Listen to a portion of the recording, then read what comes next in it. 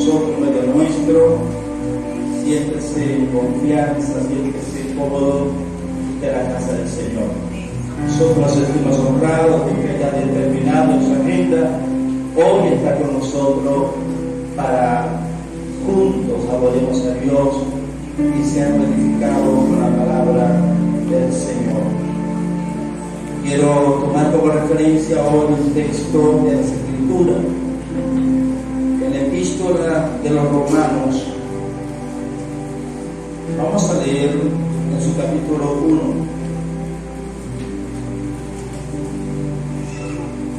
Romanos capítulo 1, versículo 16. Reza la letra de la siguiente manera: porque no me avergüenzo del Evangelio, porque es poder de Dios para salvación a todo aquel que cree, al judío primeramente y también al griego. Porque en el Evangelio la justicia de Dios se revela por fe y para fe, como está escrito: más el justo por la fe vivirá. Esta porción que hoy me ocupa fue el texto que detonó la Reforma Protestante. Martín Lutero, un hombre que un día lluvioso se metió debajo de un árbol para guarecerse de la lluvia, y de repente una centella cayó del cielo, un relámpago, tocó la humanidad de Martín Lutero y quedó allí inconsciente. A los pocos días él se recupera, se encuentra en el hospital, y de ese día que él sale del hospital, él presentó un gran problema de conciencia. Su conciencia comenzó a acusarlo, a decirle: es el más vil pecador, eres un hombre demasiado pecaminoso, eres tan pecador que el mismo Dios mandó un rayo del cielo para matarte. Y ese pensamiento atormentó mucho a Martín Lutero, y eso lo llevó a él a ir a un convento, y allí consagró su vida al Señor. Pero aún estando dentro del convento, seguía esa voz acusándole: eres un pecador, eres un pecador, eres un pecador. El eco de una voz de su conciencia lo atormentaba permanentemente.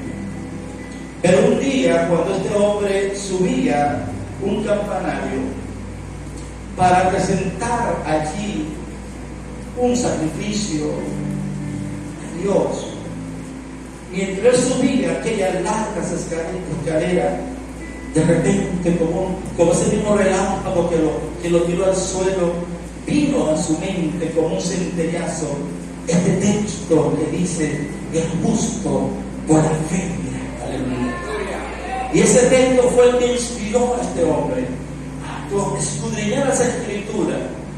Leyó el libro romano muchas veces, y allí Dios le da la revelación de la salvación por gracia, que no es por obra, para que nadie se gloríe.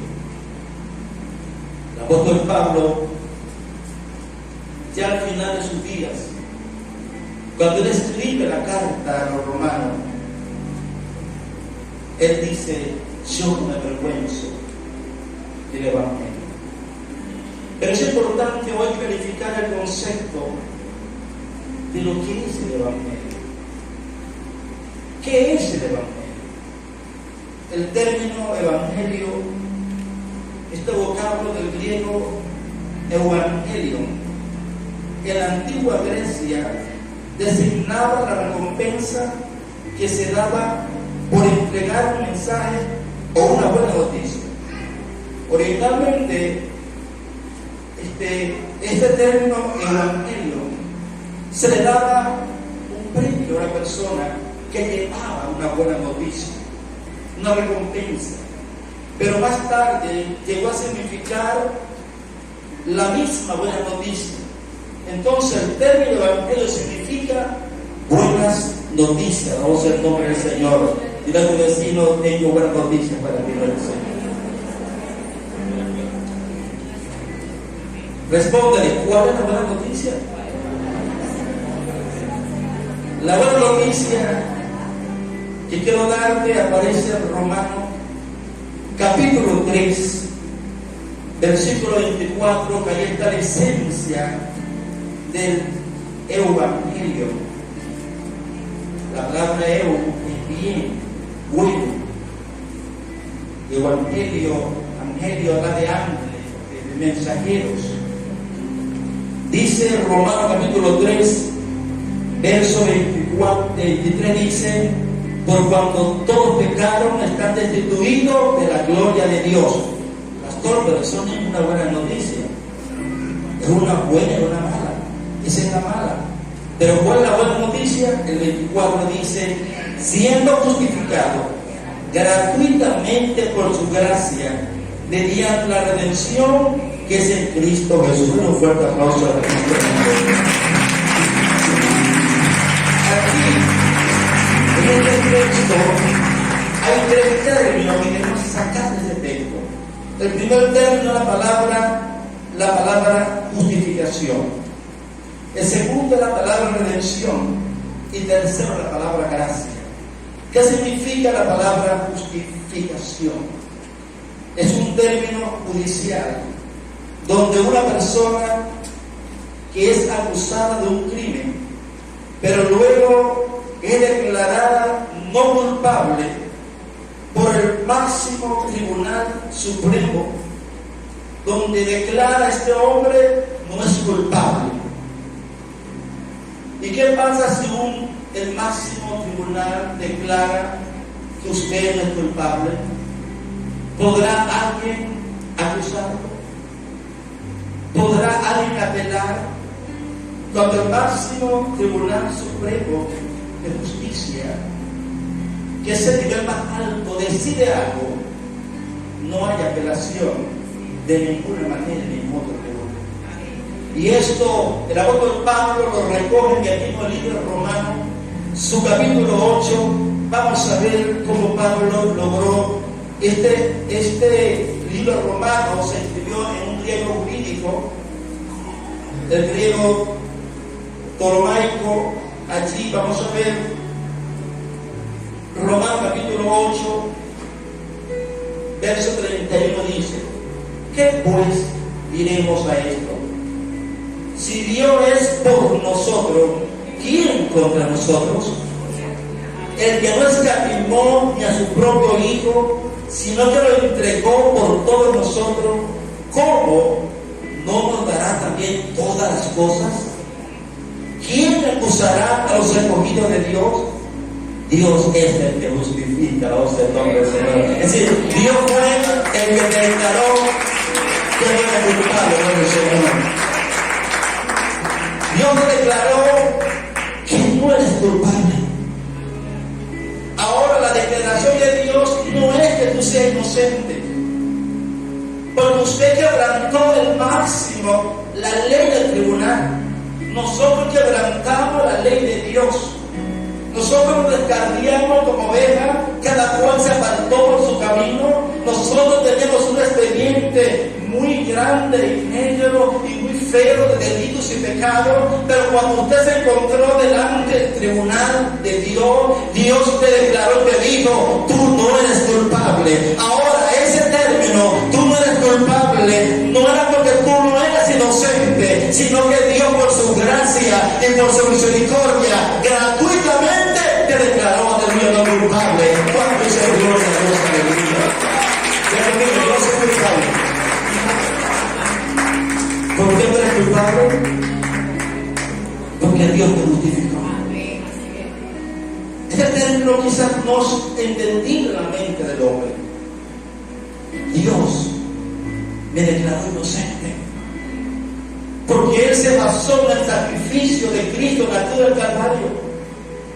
Él miró el sacrificio de su Hijo, de manera que esa declaración que yo soy no culpable es producto de los méritos de la cruz del Calvario. No es producto de que alguien intercedió por mí, no es producto porque alguien pagó un rescate, no. Dios, aleluya, por su gracia. Y la palabra gracia significa un regalo, un don que tú no mereces a la voz del nombre del Señor. Ciertamente nosotros no merecíamos realmente ser declarados, aleluya, no culpables. Nosotros no merecíamos realmente ser liberados de una condenación eterna. Pero dice la palabra del Señor, aleluya, que Dios, aleluya, estaba en Cristo, reconciliando consigo el mundo, no tomando en cuenta a los hombres su pecado, y nos encomendó a nosotros el ministerio de la reconciliación del Señor. Dice la palabra del Señor que Cristo llevó el peso de tu pecado. Fue un sacrificio sustituto. Él te quitó de ese lugar a ti, te quitó de la cruz, se colocó Él. Ese es el amor profundo, el amor de Dios, porque de tal manera amó Dios al mundo que dio su Hijo unigénito, para que todo aquel que en Él se crea no se pierda, más tenga vida eterna.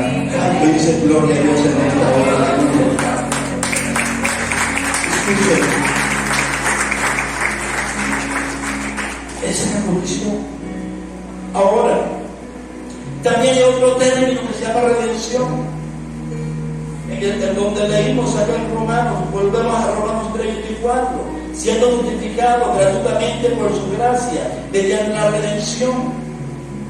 Debemos diferenciar la palabra redención de remisión. La palabra remisión significa perdón, pero la palabra redención es un término que significa liberar a alguien. Y este término significa la liberación de la esclavitud por la paga de un precio. De un esclavo que fue vendido, se encontraba sometido bajo un amo demasiado cruel. Por tal razón Jesús se encarnó. La humanidad se encontraba preso en el pecado. Satanás se enseñoreó, iniquidad se enseñoreó del hombre.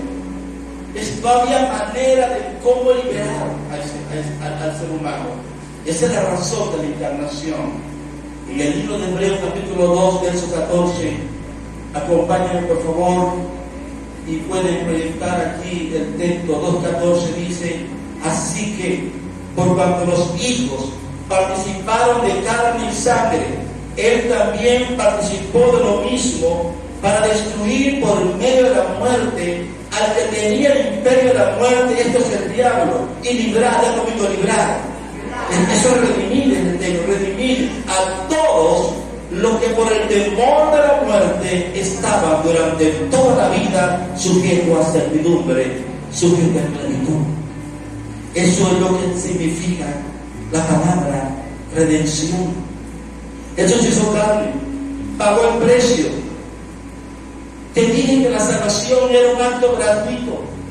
A ti ciertamente no te costó nada, pero a alguien le costó. Ese esclavo que estaba allí atado, que estaba encadenado y sin manera de escapar. La gente piensa que la atadura del pecado es cuestión de yo no hacer esto, no es demasiado fuerte. Cuando la persona toma el hábito de pecar, comienza a ser atado, oprimido.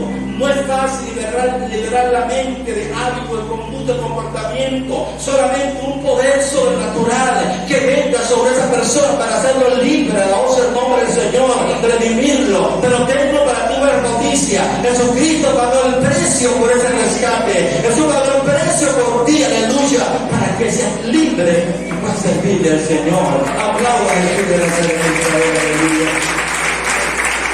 En el libro de Hebreos, capítulo 9, verso 22 dice: y casi todo es purificado según la ley con sangre, y sin derramamiento de sangre no hay remisión de pecado. No hay perdón de pecado si no hay derramamiento de sangre. Por eso fue que Cristo derramó su sangre para redimirte a ti del pecado y para hacerte libre de la opresión de las tinieblas. En el mismo, seguimos acá, remisión es perdón.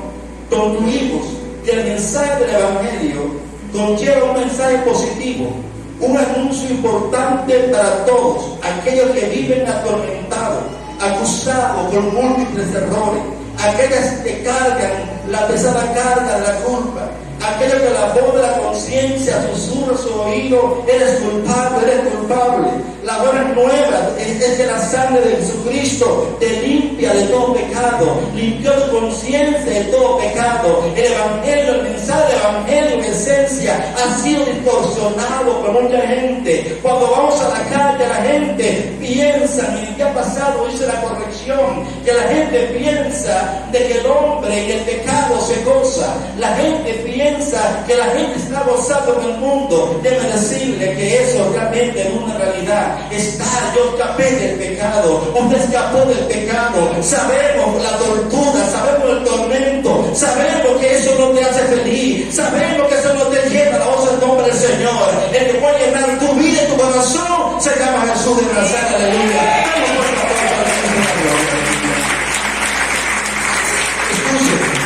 Entonces el anuncio importante, el Evangelio en su esencia es una buena noticia para el oprimido, una buena noticia para el que está preso, una buena noticia para el que está en el hospital agonizando, una buena noticia para el que se encuentra, aleluya, atado por el verdugo del pecado. El Evangelio es una buena noticia de libertad para la gente. Hace falta que nosotros rescatemos la esencia del Evangelio y comencemos a anunciar a la gente que hay una buena noticia para ti, que tus pecados fueron perdonados, que tus ataduras fueron rotas en nombre del Señor, y que alguien pagó tu deuda.